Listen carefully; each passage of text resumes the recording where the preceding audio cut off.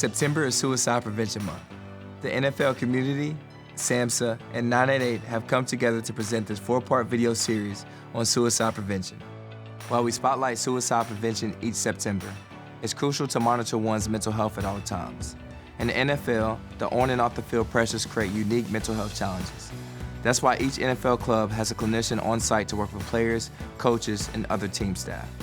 In the 4th and final part of this series, I sat down with New York Giants clinician Dr. Lonnie Lawrence to discuss how individuals can take care of their mental health day to day. Can you kind of just give me a little bit of background about what is a team clinician and how do you help support the players in the team? I'm there to support the players' mental well-being, being a source of support if there is a concern that you have, that you don't have to drive down the street or find someone, that you can just walk into my office, close the door, and I can be a support system to you, your significant other, and sometimes even your children if they need additional support.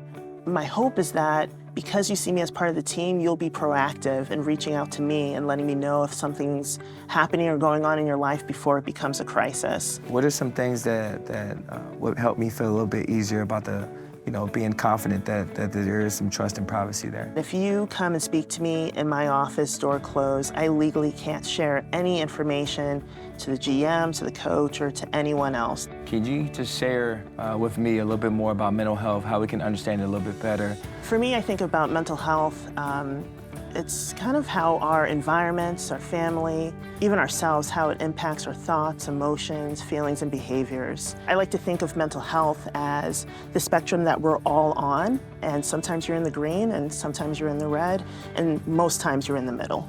What are some things that we could do to stay mentally strong?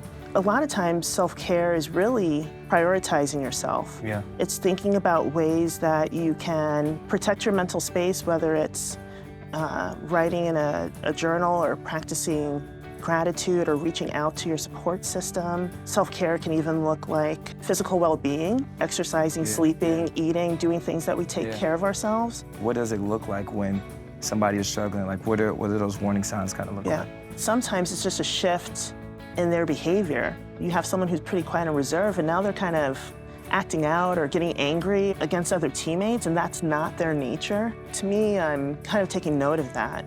What do some of the resources look like as far as people or experts that we can kind of call on to kind of help us get through some tough times? Yeah, it's really thinking about what are the resources near you. The easiest way sometimes is through a primary care doctor. If you're doing a checkup, letting them know how you're feeling and them being able to give you referrals. To me, the next step is really utilizing internet sources. So a lot of websites that end in .org or .gov or .edu can provide a wealth of information, and it might be even talking to your teammates, especially those who are really comfortable talking about mental health. Well, I appreciate this convo, Dr. Lawrence. I'm sure this can help a lot of people, a lot of our guys. If you or anyone you may know needs mental health support, please contact the Suicide and Crisis Lifeline by calling, texting, or chatting 988.